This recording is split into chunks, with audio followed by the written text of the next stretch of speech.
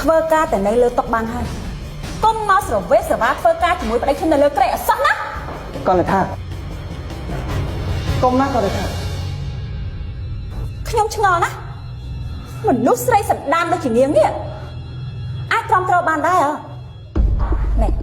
ខ្ញុំប្រាប់នាងតែចោះណាប្តីរបស់ខ្ញុំនេះមិនដែរយកអ្នកណាធ្វើជាកាប់ប៉ាត់នេះទេអញ្ចឹងប្រហែលជាអ្នកនាងកនិដ្ឋានេះធ្លាប់ឲ្យគេងាយទៅដឹងបើតាមដឹងណា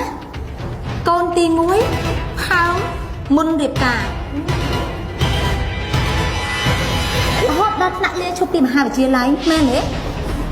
អូយពួកឲ្យសម្រេចណាស់នេះខ្លាចចិត្តហ្មងណានេះ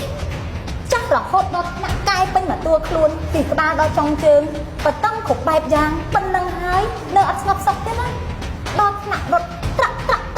តាមប្តីគ្រប់ទីកន្លែងរហូតដល់អ្នករត់គ្នានេះ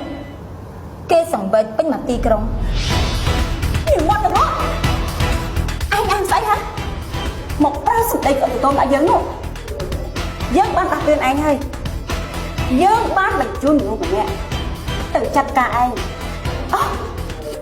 មកឲ្យមនុស្សម្នាក់គ្រប់ទៅដឹងឬក៏ឯងត្រូវការ10នាក់ទៅសោះកម្មផលណាវាមានប៉ិតមែនប្រយ័ត្នធ្លាក់ទៅលើសាច់ញាតិខាងស្រីរបស់អ្នកនាងណែនេះសូថាមានកូនស្រី2នាក់ទៀតណាមកនរោ